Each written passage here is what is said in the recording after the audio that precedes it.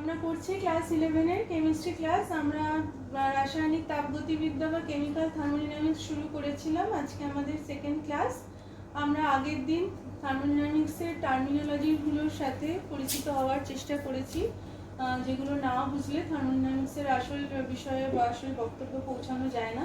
তো আজকে আমি ফার্স্ট ল অফ থার্মোডাইনামিক্স, তাপগতিবিদ্যার প্রথম সূত্র, এটা আলোচনার মাধ্যমে আমাদের ক্লাসটা শুরু করছি। তাপগতিবিদ্যার প্রথম যে সূত্রটা সেটা শক্তির যে নিত্যতার সূত্র, যেটা আমরা পড়েছি law of conservation of energy, সেটারই একই রূপ বলা যেতে পারে, যেখানে আমরা পড়ে এসেছি যে শক্তি অবিনশ্বর, শক্তি সৃষ্টি বা ধ্বংস করা যায় না, শক্তিকে কেবলমাত্র এক রূপ থেকে অন্য রূপে বা একাধিক রূপে পরিবর্তন করা যায়। Energy can be transform into many other forms. আচ্ছা, কিন্তু we can't create or destroy energy. তো মহাবিশ্বের মোট শক্তির যে পরিমাণ, সেটা নির্দিষ্ট এবং অপরিবর্তনীয়, স্পেসিফিক অ্যান্ড কনস্ট্যান্ট। তো এবারে কি হচ্ছে, এক প্রকার শক্তিকে তুল্যাঙ্ক পরিমাণ অন্য প্রকার শক্তিতে রূপান্তরিত করা যায়, কিন্তু শক্তি সৃষ্টি বা ধ্বংস করা যায় না। কোনো একটা পরিবর্তনের জন্য যদি কোনো এক প্রকার শক্তি কোনোভাবে দেখা যায় যে অপসারিত হচ্ছে, তাহলে কি হবে, তুল্যাঙ্ক পরিমাণে অপর কোনো শক্তি অবশ্যই সেখানে উদ্ভব ঘটবে। তো তাপগতিবিদ্যার প্রথম সূত্রটাকে এরমভাবে বলা যেতে পারে ঘুরিয়ে, যে নিঃসঙ্গ সিস্টেমে মোট শক্তির পরিমাণ সর্বদা নির্দিষ্ট। মানে একটা আইসোলেটেড সিস্টেমে the amount of energy is always constant. তো এবারে আমরা দেখতে চাইবো যে এই যে সূত্রটা, এটা যথার্থতাটা কি, জাস্টিফিকেশনটা কি, justification of the first law of thermodynamics. আচ্ছা, জাস্টিফিকেশনটা হচ্ছে যে পর্যবেক্ষণ কতগুলো আছে, যেমন ধরো যে কার্য তাপের সমতুল্যতা, equivalence of work and heat. আমরা বিভিন্ন পরীক্ষা নিরীক্ষার মাধ্যমে দেখা গেছে যে কার্য তাপ সর্বদাই সমতুল্য বা ইকুইভ্যালেন্ট। যেভাবেই কাজটা করা হোক না কেন, সবসময় একটা নির্দিষ্ট পরিমাণ কাজের বিনিময়ে একটা নির্দিষ্ট পরিমাণ তাপ পাওয়া যায়। এটা সম্বন্ধে তোমরা ক্লাস 9-এও পড়েছো, কার্যক্ষমতা শক্তি চ্যাপ্টারে। তো বিজ্ঞানী জুল, সেখানে যে জুলের যে সূত্র ছিল সেখানে আমরা পড়েছিলাম যে 4.184 জুল কার্যের করলে সবসময় 1 ক্যালোরি তাপ উৎপন্ন করা যায়। সেজন্য 4.184 জুল এই পরিমাণ, এটা কিন্তু 1 ক্যালোরি, এই পরিমাণ কার্যটা 1 ক্যালোরি তাপের সাথে হচ্ছে সমতুল্য বা ইকুইভ্যালেন্ট। তো এইখানে আমরা এই যে শক্তি, তাহলে এই যে একটা ফর্ম থেকে আরেকটা ফর্মে কনভার্সন, এটা আমরা এখান থেকে জাস্টিফাই করতে পারি ফার্স্ট ল থেকে, এবং সব জায়গাতেই সেটা যে আমরা সিস্টেমগুলো পাই সেখানে সেটাই হচ্ছে বক্তব্য, যে একটা যদি নিঃসঙ্গ সিস্টেম হয় তাহলে শক্তির যে পরিমাণটা সেখানে সবসময় কনস্ট্যান্ট হবে। আচ্ছা, একটা কোনো শক্তির পরিমাণ যদি সেখানে অপসারিত হয়, অপর কোনো শক্তি নিশ্চয়ই সেখানে আবির্ভাব হবে। তো এটার যে ম্যাথামেটিক্যাল ফর্মটা, তাপগতিবিদ্যার সূত্রের প্রথম যে সূত্রটা, তার গাণিতিক রূপ বা ম্যাথামেটিক্যাল ফর্মটা আমরা এবারে একটুখানি দেখে নিই। আচ্ছা, ধরা যাক একটা বদ্ধ সিস্টেম আছে যার প্রাথমিক অবস্থায় আন্তঃশক্তির মান E1। আচ্ছা, আন্তঃশক্তির কথা আগের দিন বলেছি, আবার বলছি যে আন্তঃশক্তিটাকে ই বা ইউ দিয়ে লেখা যেতে পারে। আমি হয়তো কোথাও ই লিখেছি, কোথাও ইউ লিখেছি, এতে কিছু এসে যায় না, তোমরা ই ইউ যে কোনো যেটা ইচ্ছা লিখতে পারো। তো এই যে বদ্ধ সিস্টেমটা যার প্রারম্ভিক অবস্থায় আন্তঃশক্তির মানটা হচ্ছে E1, এই সিস্টেমে যদি কিউ পরিমাণ তাপ প্রয়োগ করা হয় আর সিস্টেম, তাহলে কি মনে করছি যে সেই পরিমাণ তাপ শোষণ করলো, তাহলে কি হবে, এখানে প্রথম সূত্রে কি বলা হয়েছে, তাপ বা অন্য কোনো প্রকার শক্তির কোনো বিনাশ নেই। তাহলে শোষিত তাপটা কি হবে সম্পূর্ণরূপে, তাহলে অবশ্যই আন্তঃশক্তি হিসেবেই সিস্টেমে সঞ্চিত হবে, এবং সিস্টেমে আন্তঃশক্তিটা যখন বৃদ্ধি পাবে, বৃদ্ধিতে U1 প্লাস কিউ হবে। আচ্ছা, এবারে এই সিস্টেমের ওপরে যদি W পরিমাণ কার্য সম্পন্ন করা হয়, কিউ এবং W সাইনটা আমরা আগের দিন আলোচনা করেছি, ভেবে দেখো যে সাইন দুটোই কিন্তু পজিটিভ হচ্ছে, সিস্টেম তাপশক্তি শোষণ করছে এবং সিস্টেমের ওপরে কার্য সম্পাদন করা হয়েছে, সেজন্য W বা কার্যের সাইন হচ্ছে পজিটিভ। তাহলে ওই কার্যের সম্পূর্ণ অংশই সিস্টেমের কি করে, আন্তঃশক্তিটাই বৃদ্ধি করে। তাহলে সিস্টেমের আন্তঃশক্তি আবার বৃদ্ধি পেলো, বৃদ্ধি পেয়ে এবার তাহলে E1 প্লাস কিউ ছিল, এখন E1 plus Q plus W হলো। তাহলে এখন যদি সিস্টেমের আন্তঃশক্তি আমরা বলি E2, তাহলে আমরা কি লিখতে পারি, E2 is equal to E1 plus Q plus W। তার মানে হচ্ছে E2 মাইনাস E1 হচ্ছে কিউ প্লাস W। তার মানে ডেল্টা ই, অর্থাৎ এই যে পার্থক্য, আন্তঃশক্তির যে পার্থক্য, সেটা ইজ ইকুয়াল টু কি হবে, কিউ প্লাস W। তাহলে দেখো শক্তির একটা কনজারভেশনের কথাই কিন্তু এখানে বলা হচ্ছে। তার মানে কি হলো, বদ্ধ সিস্টেমের আন্তঃশক্তির যে পরিবর্তন, সেইটা কিসের সাথে সমান হলো, সিস্টেম দ্বারা শোষিত তাপ এবং সিস্টেমের ওপর সম্পাদিত কার্য, এই দুটোর সাথে সম্পন্ন হলো, সমান হলো।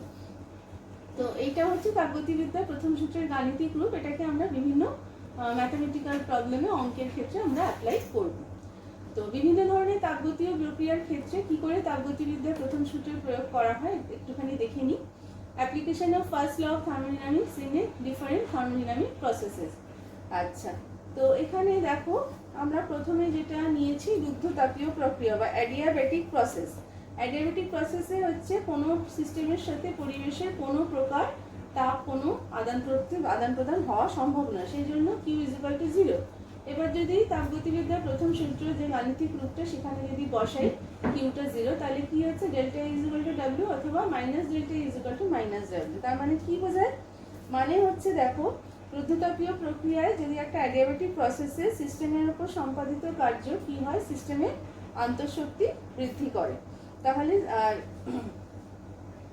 এই যে পরের যে সমীকরণটা হলো সেটাতে কি বোঝাচ্ছে যে সিস্টেম দ্বারা সম্পাদিত কার্য, মাইনাস ডাব্লিউ মানে কি সিস্টেম কার্যটা করেছে, সিস্টেম দ্বারা সম্পাদিত কার্য তখন কি হচ্ছে, কার্য যদি সিস্টেম নিজে থেকে করে তাহলে সিস্টেমের আন্তঃশক্তির বিনিময়ে সে কার্যটা করতে পারবে, অর্থাৎ আন্তঃশক্তি তখন হ্রাস পাবে, তবে গিয়ে সিস্টেম নিজে কার্য করতে পারবে। তো এইভাবে তাহলে আমরা রুদ্ধতাপীয় প্রক্রিয়ায় বা অ্যাডিয়াবেটিক প্রসেসে একটা ফার্স্ট লয়ের অ্যাপ্লিকেশন কিভাবে করা যায় দেখতে পেলাম। ধরো আমি আরেকটা প্রসেসের কথা বলি, ধরো একটা সাইক্লিক প্রসেস, চক্রীয় প্রক্রিয়া। তাহলে এখানে কি হচ্ছে, চক্রীয় প্রক্রিয়া মানে সিস্টেমের আন্তঃশক্তি আমরা আগেই বলেছি একটা অবস্থার অপেক্ষক বা স্টেট ফাংশন। তার মানে কি এটা প্রাইমারি বা ইনিশিয়াল স্টেট এবং ফাইনাল স্টেটের উপর ডিপেন্ডেন্ট। ইনিশিয়াল স্টেট আর ফাইনাল স্টেট যদি একটা সিস্টেমের সেম হয়ে যায় তাহলে delta U is equal to 0 হতে বাধ্য। তাহলে delta U is equal to যদি 0 হয় তাহলে Q plus W is equal to 0। তার মানে কি হলো যে এই সিস্টেমের এই যে প্রসেসটা হয়েছে এখানে কোনো ধাপে তাপের শোষণ বা বর্জন হতে পারে সিস্টেম দ্বারা বা সিস্টেমের ওপর কার্য হতে পারে, কিন্তু তাহলে কি হবে তাদের যে বীজগাণিতীয় যে যোগফল এইটা যেটা হবে সেই রাশিগুলো বীজগাণিতিক যোগফলের সমষ্টি সবসময় 0 হবে। ঠিক আছে, তাহলে দেখো এরকম আরো প্রসেসের উপর আমরা এইভাবে কি করতে পারি, ফার্স্ট লটাকে অ্যাপ্লাই করতে পারি। নেক্সট আমরা যে একটা খুব গুরুত্বপূর্ণ রাশি থার্মোডাইনামিক্সের ক্ষেত্রে এনথালপি, এনথালপি আমরা ধারণায় আসছি, কনসেপ্ট অফ এনথালপি। এনথালপিকে ক্যাপিটাল এইচ দিয়ে লেখা হয়। প্রত্যেকটা বস্তু বা সিস্টেম তার কি করে, সি পারিপার্শ্বিক চাপের প্রভাবে কি করে একটা সির আয়তন প্রাপ্ত হয় এবং তার জন্য বস্তু বা সিস্টেম কি হয় কিছুটা শক্তির অধিকারী হয়। এই শক্তিকে আমরা পিভি শক্তি বলি, যেখানে পি হচ্ছে সিস্টেমের চাপ বা যেটা পারিপার্শ্বিক চাপের সাথে সমান হয় এবং ভি হচ্ছে সিস্টেমের আয়তন। কোনো সিস্টেমের আন্তঃশক্তি যদি ইউ হয় তাহলে তার এই ইউ এবং পিভি শক্তি এই যে দুটোর যোগফল, এই যে মোট মান, এইটাকে যে রাশি দিয়ে প্রকাশ করা হয় তাকে বলা হয় এনথালপি। এনথালপিটা একটা গ্রিক শব্দ এনথালপেন থেকে সৃষ্ট, যার অর্থ হচ্ছে টু ওয়ার্ম, মানে টু হিট। তো একটা কোনো তাপগতীয় রাশি এখানে আমরা নতুন একটা আনলাম, সেটাকে আমরা এইচ দিয়ে প্রকাশ করছি, যার নাম হচ্ছে এনথালপি। কোনো সিস্টেমের আন্তঃশক্তির সঙ্গে ওই সিস্টেমের পিভি শক্তি যোগ করলে যে পরিমাণ মোট শক্তি পাওয়া যাবে তাকে ওই সিস্টেমের এনথালপি বা পূর্ণতাপ বলা হয়। তো এনথালপিকে আমরা এই রাসায়নিক সমীকরণ দিয়ে প্রকাশ করে থাকি। তো এখানে রাশিগুলোর সাথে তোমাদের পরিচয় করালাম। তো এসো জেনে নিই এনথালপির বৈশিষ্ট্যগুলো কী কী, ক্যারেক্টারিস্টিক্স অফ এনথালপি। প্রথম কথা হচ্ছে সিস্টেমের এনথালপি একটা অবস্থার অপেক্ষক। এখানে বাকি রাশিগুলো যা দিয়ে এনথালপিকে প্রকাশ করা হয় সবকটাই অবস্থার অপেক্ষক। এটা কখনোই পাথ ডিপেন্ডেন্ট পাথ ফাংশন নয়, অর্থাৎ এটা সিস্টেমের প্রারম্ভিক অবস্থা এবং অন্তিম অবস্থা ইনিশিয়াল স্টেট এবং ফাইনাল স্টেটের উপর টোটালি ডিপেন্ডেন্ট, বাকি কোনো কিছুর ওপরে ডিপেন্ডেন্ট নয়। তো সেই ক্ষেত্রে সিস্টেমের এনথালপি পরিবর্তন কখনোই প্রসেসটা কিভাবে হয়েছে তার উপরে নির্ভর করে না। সিস্টেমের এনথালপি কখনোই আমরা পরম মানটা কখনোই ক্যালকুলেট করতে পারবো না। সিস্টেমের আন্তঃশক্তির পরম মানও নির্ণয় করা সম্ভব না, সেই জন্য সিস্টেমের এনথালপিও পরম মান নির্ণয় করতে পারবো না। তবে এটা কোনো চেঞ্জ, সিস্টেমের এনথালপির পরিবর্তন ডেল্টা এইচ, সেটা পরীক্ষার সাহায্যে নির্ণয় করা যায়। আসলে পরীক্ষার সাহায্যে নির্ণয় করতে গেলে সেটাকে এমন কোনো রাশির সাথে সমান হতে হবে যেটা সহজে পরিমাপযোগ্য। তো চেঞ্জ অফ এনথালপি আমরা দেখাবো যে enthalpy change in a reaction সেটা একটা পরিমাপযোগ্য রাশির সাথে সমান হলে তবে সেটা মাপা সম্ভব, তো এইচ এর তোমাকে যদি বলা হয় এইচ এর মান কত, তুমি এইচ এর মান কখনোই মাপতে পারবে না, কিন্তু ডেল্টা এইচ এর ভ্যালু এক্স্যাক্টলি তোমাকে জিজ্ঞাসা করা হলে তুমি বলতে পারবে। আর এনথালপি হচ্ছে আমরা আগেই বলে এসেছি যে সিস্টেমের একটি পরিমাণগত ধর্ম, একটা এক্সটেন্সিভ প্রপার্টি। সিস্টেমে উপস্থিত পদার্থের পরিমাণ বাড়লে বা কমলে সিস্টেমের এনথালপির মানও কিন্তু বাড়বে বা কমবে। আচ্ছা, কোনো প্রক্রিয়ায় সিস্টেমের এনথালপির পরিবর্তন কিভাবে ক্যালকুলেট করা হয়? Change in enthalpy of a system in a process. আচ্ছা, এই প্রক্রিয়ায় ধরো একটা এ থেকে বি থেকে এখানে তার সহগগুলো রয়েছে, কোএফিসিয়েন্টগুলো রয়েছে, সি ডি হচ্ছে।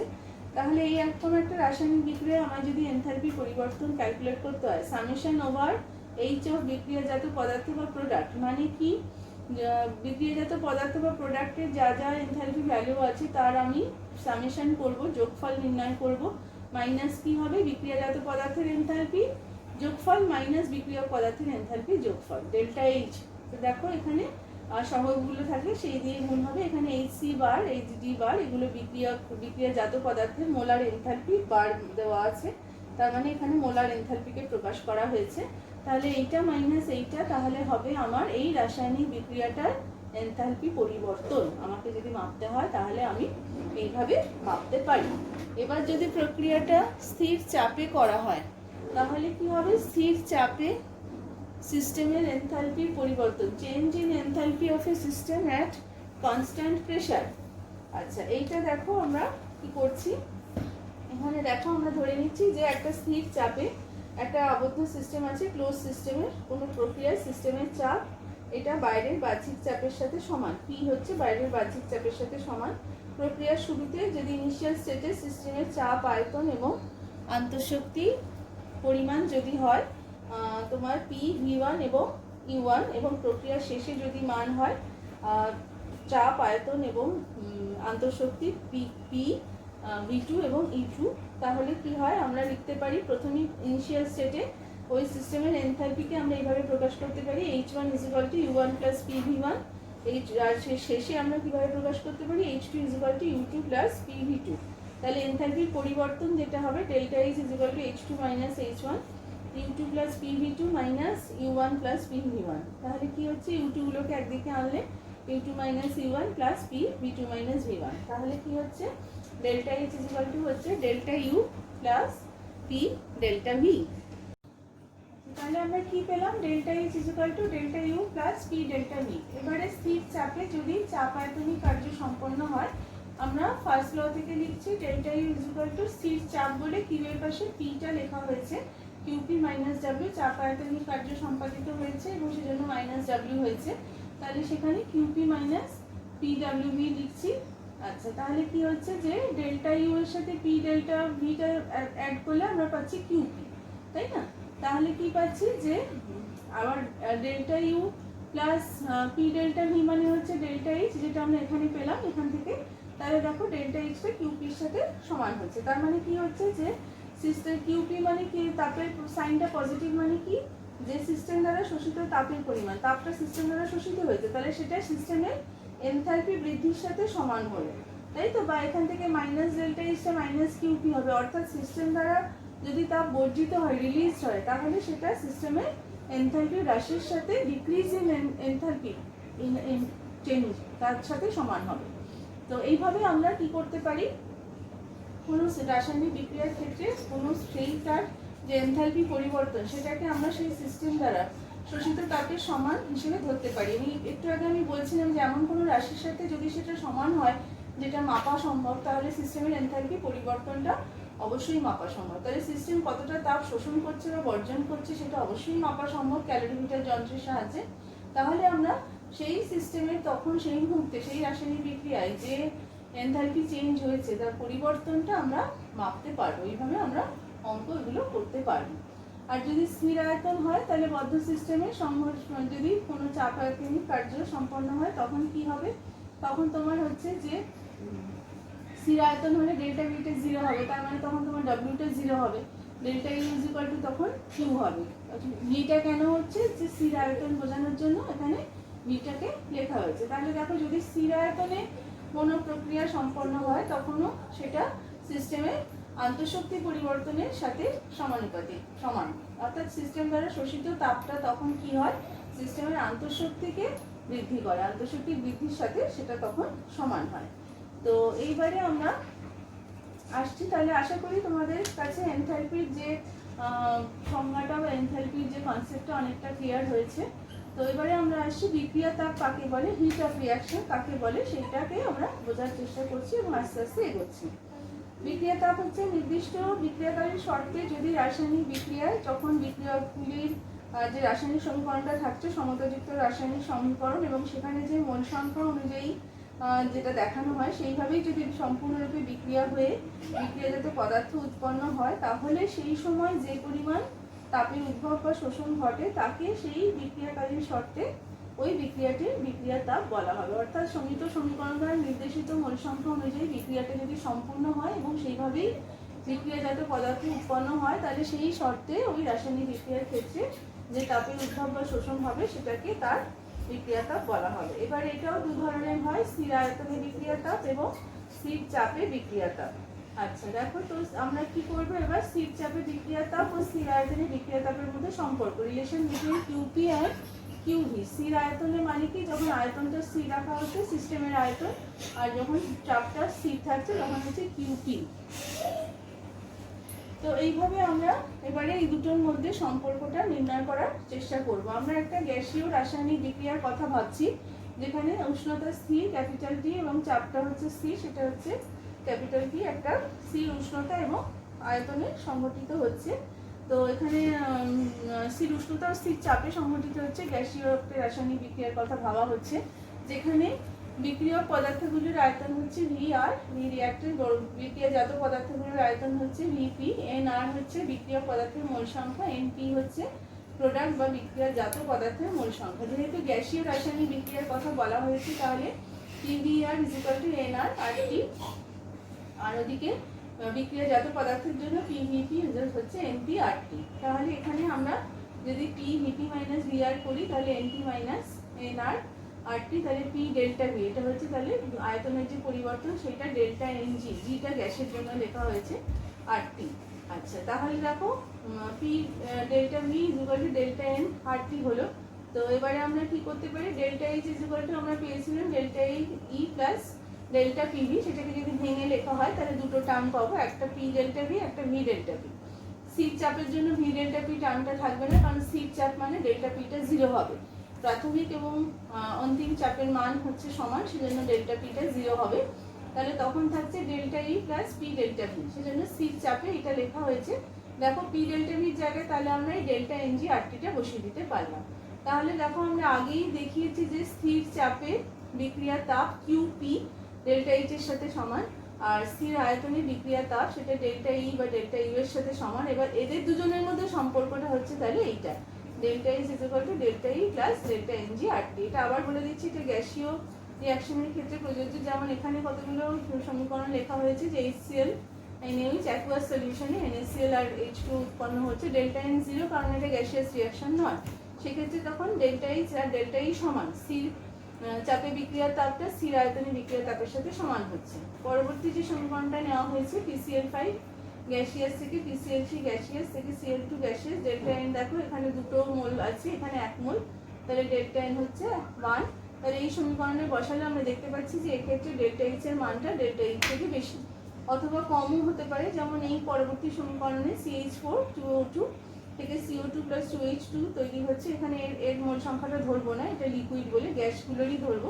তাহলে এটা দেখা যাচ্ছে যে এটা -2, তখন সেক্ষেত্রে এই সমীকরণে বসালে ডেল্টা এইচটা ডেল্টা এইচ থেকে কম হচ্ছে।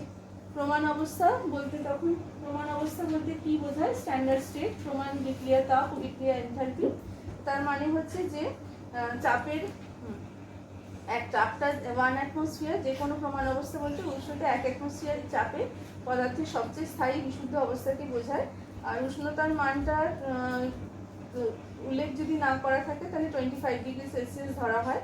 তো প্রমাণ অবস্থার সংজ্ঞায় এখানে চাপের ক্ষেত্রে কোনো উষ্ণতার উল্লেখ করা নেই, যে কোনো উষ্ণতায় বিশুদ্ধ পদার্থের একটি প্রমাণ অবস্থা যদিও বর্তমান থাকে। তো সেই জন্য এখানে আমরা যখন এটাকে ডেল্টা এইচ 0 দিয়ে সাধারণত ডিনোট করি প্রমাণ অবস্থা আছে বোঝানোর জন্য, যেখানে আমরা সাধারণত 1 অ্যাটমসফিয়ার চাপ এবং 25 ডিগ্রি সেলসিয়াস উষ্ণতার কথা বুঝিয়ে থাকে।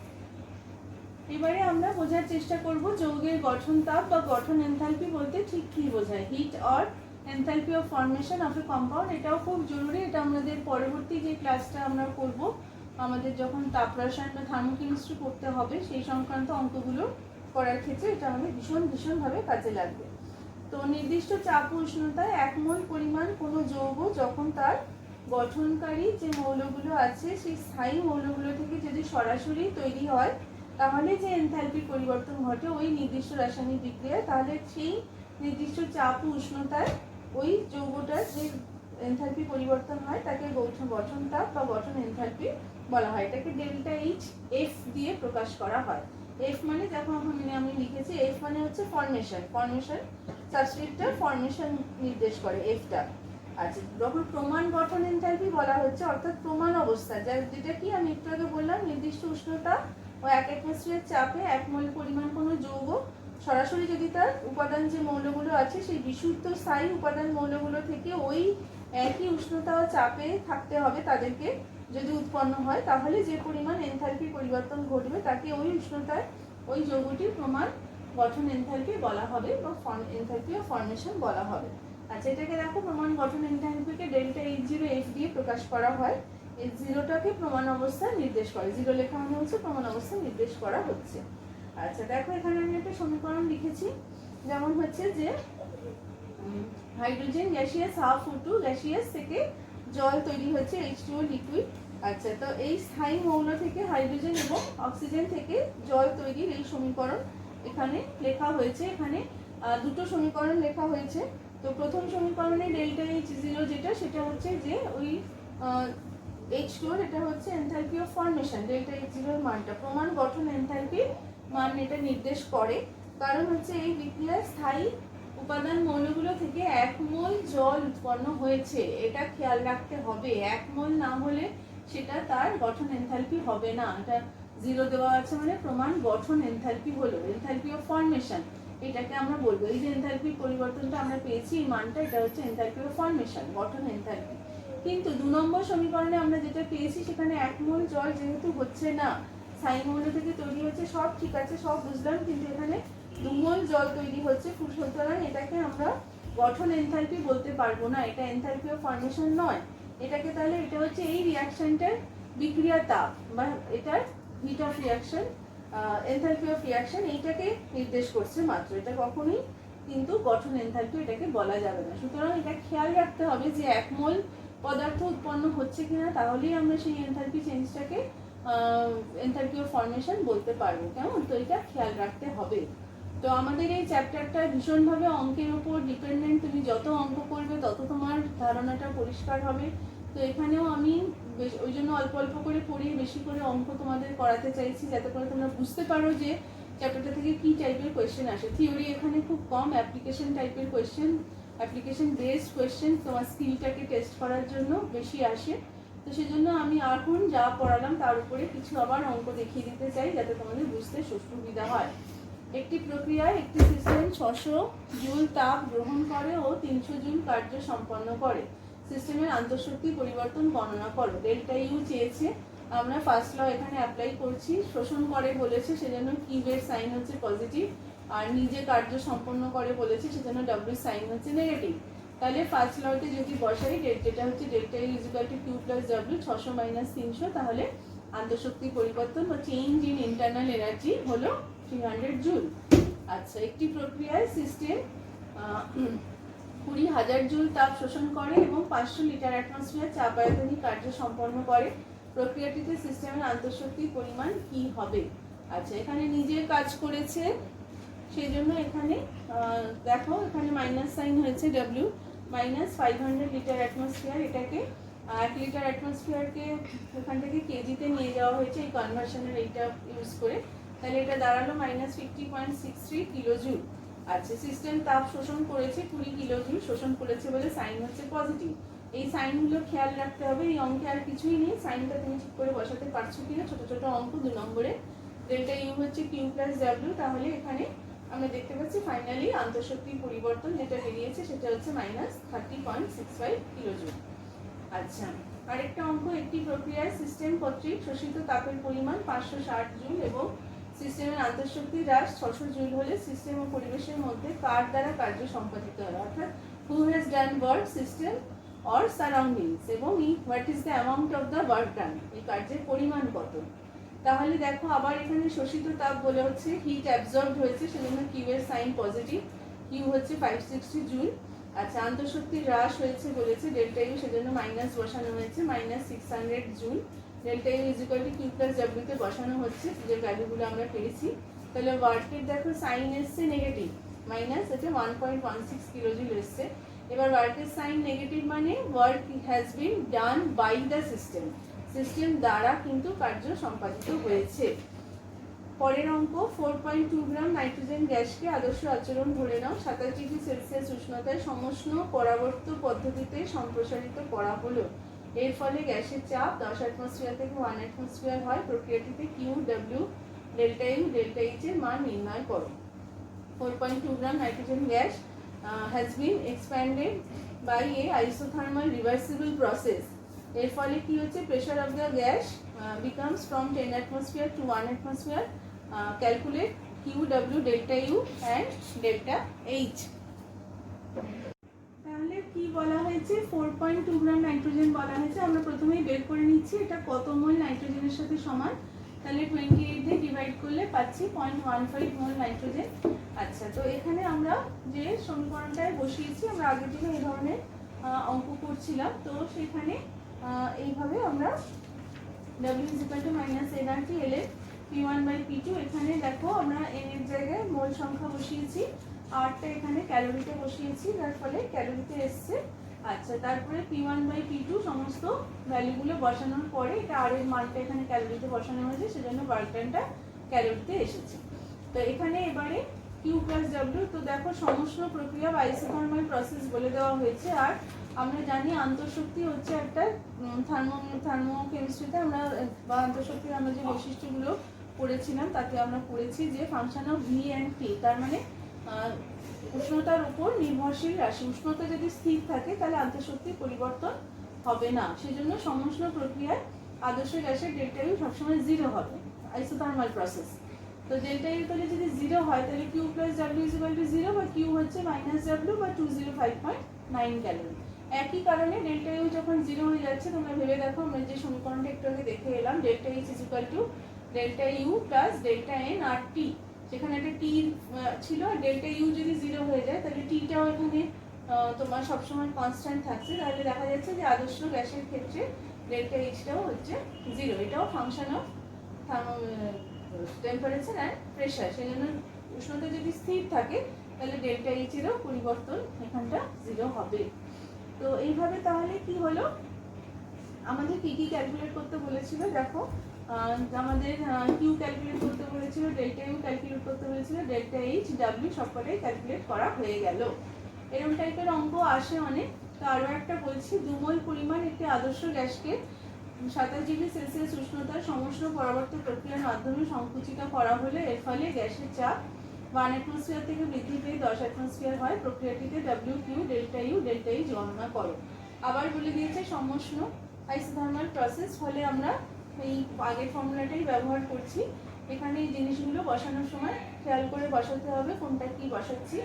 এটা টিটাকে কেলভিনে প্রকাশ করতে হবে, P1 P2 কোনটা থেকে কোনটা হচ্ছে সব কিছু দেখে ঠিক করে বসাতে হবে। এখানে ভ্যালুটা পাওয়া গেছে 11.48 কিলোজুল।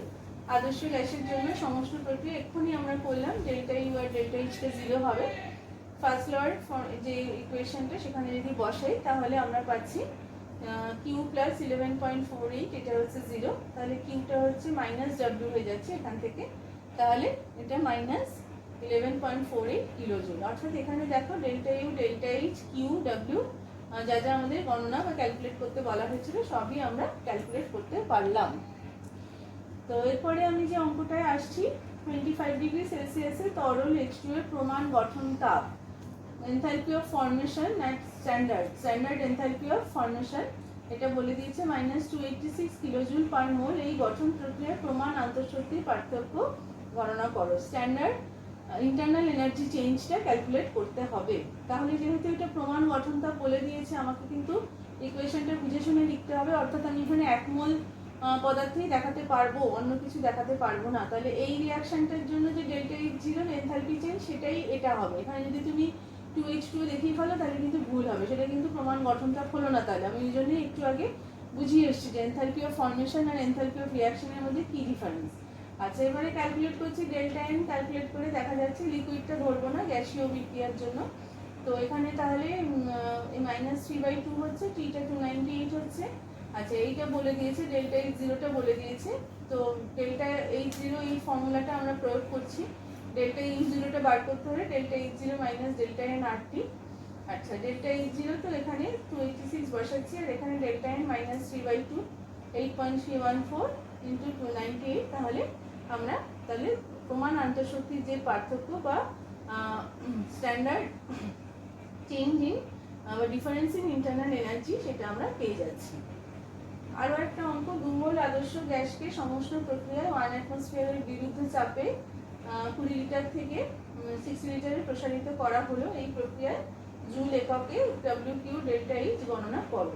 বিরুদ্ধ চাপে মানে কনস্ট্যান্ট এক্সটার্নাল প্রেসার। আচ্ছা, তাহলে এই ক্ষেত্রে আমরা কি ইকুয়েশনটা ব্যবহার করব? আমরা বুঝতে পারছি এটা একটা irreversible process.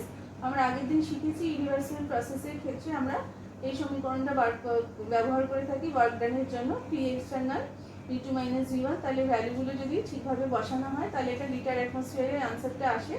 1 litre atmosphere is equal two 101.3 joule. এই কনভার্সনটা করে নিয়েছি। তো আমরা বারবার বলছি আদর্শ গ্যাসের জন্য সমস্ত প্রক্রিয়া delta U is equal to 0, delta H is equal to 0।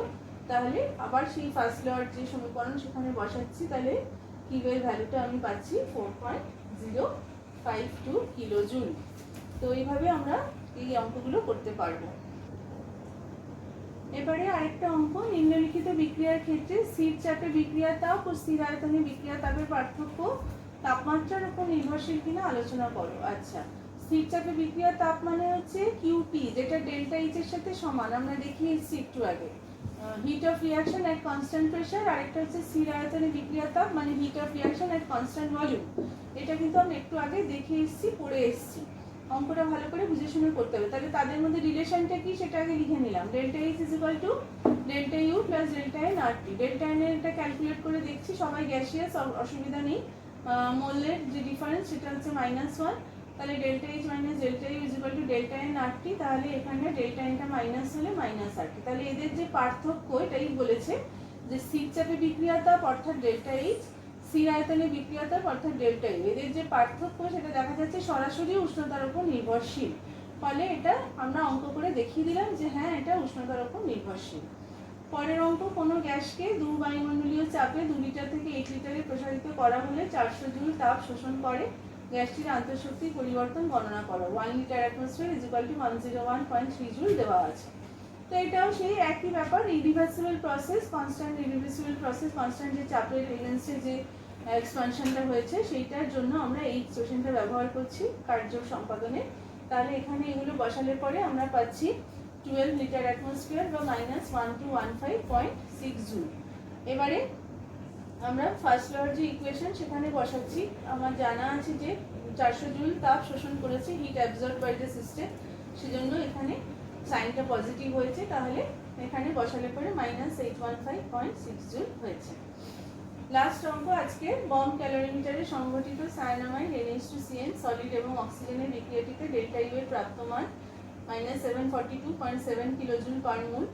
এই একই উষ্ণতায় এই যে সমীকরণটা দেওয়া হয়েছে, NH2CN gaseous plus 3/O2 gaseous থেকে N2CO2 গ্যাসিয়াস H2O লিকুইড বিক্রিয়াটির ক্ষেত্রে এনথালপি পরিবর্তন গণনা করে। এটার যে এনথালপি চেঞ্জ সেইটা ক্যালকুলেট করতে বলছে। তো সমীকরণটা প্রথমে লিখে নিচ্ছি, ডেল্টা এনটা কি পাচ্ছি সেটা দেখে নিচ্ছি। এখানে গ্যাসিয়াসগুলোকে ধরবে, তরল বা লিকুইডটা ধরবে না। তাহলে এটার যে এনথালপি মোল সংখ্যা যেগুলো পরিবর্তন সেটা চেঞ্জটা প্রোডাক্ট মাইনাস রিঅ্যাক্ট্যান্ট করে বার করে দেখছি -1/2। তো যে সমীকরণটা আমরা বারবার ব্যবহার করছি, delta H is equal to delta U plus delta N G R T. ডেল্টা এর ভ্যালুটা আমাকে দিয়ে দিয়েছে, ডেল্টা এন এর ভ্যালুটা যেটা ক্যালকুলেট করে পেলাম, আর এখানে তো আর টি এর মান বসিয়েছি। আশা করি বুঝতে অসুবিধা নেই, করে মানটা ক্যালকুলেট করতে দিয়েছি। তো তোমাদের আমি বারবার বলছি এই চ্যাপ্টারটা পুরোপুরি অঙ্কের বা অ্যাপ্লিকেশন বেসড কোয়েশ্চেনে ভর্তি। সেই স্কিলটা বাড়ানোর জন্য যত তুমি অঙ্ক প্র্যাকটিস করবে তত তোমার পক্ষে ভালো। আমি কিছু যেগুলো এইচএস এর 11-এর অ্যানুয়ালে এসেছে এখানে সেই অঙ্ক আজকে তোমাদের কিছু করে দেখিয়ে দিলাম, কিছু বইয়ের অঙ্ক আছে। যত অঙ্ক তুমি প্র্যাকটিস করতে পারবে তত তোমার পক্ষে ভালো। কম্পিটিটিভ এক্সাম দেওয়ার যদি ইচ্ছে থাকে তারপরে রাশি রাশি অঙ্ক প্র্যাকটিস করতে হবে, বুঝতে হবে, বা করলে তাহলে তোমার স্কিলটা বাড়বে। আশা করি এই ক্লাসগুলোতে তোমার সবার সেই সাহায্যটা তোমরা পাবে। নেক্সট ক্লাসে আমরা থার্মোকেমিস্ট্রি নিয়ে আসছি। সবাইকে অনেক ধন্যবাদ।